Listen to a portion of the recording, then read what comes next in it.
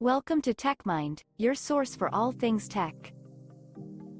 Today, we're going to learn about something called artificial neural networks. They're a bit like a brain for a computer, so let's get started. Have you ever heard of a computer program that can recognize what's in a picture? Or one that can beat you at a game of chess? Those are examples of something called artificial intelligence, or AI for short. And one of the most important parts of AI is something called an artificial neural network. So, what's a neural network?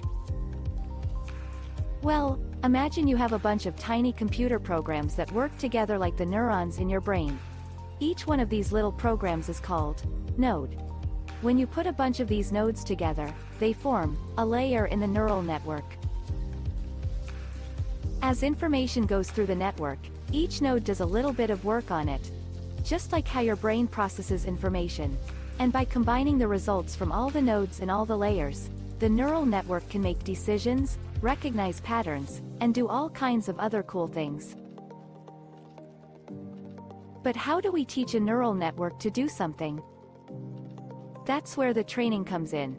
We give the network a bunch of examples to learn from, and it adjusts its connections between nodes to get better and better at the task. It's kind of like how you practice riding a bike until you get really good at it. So, what can we use artificial neural networks for? Well, they're used in all kinds of things, from self-driving cars to speech recognition to medical diagnosis. They're really good at recognizing patterns and making decisions based on complex information.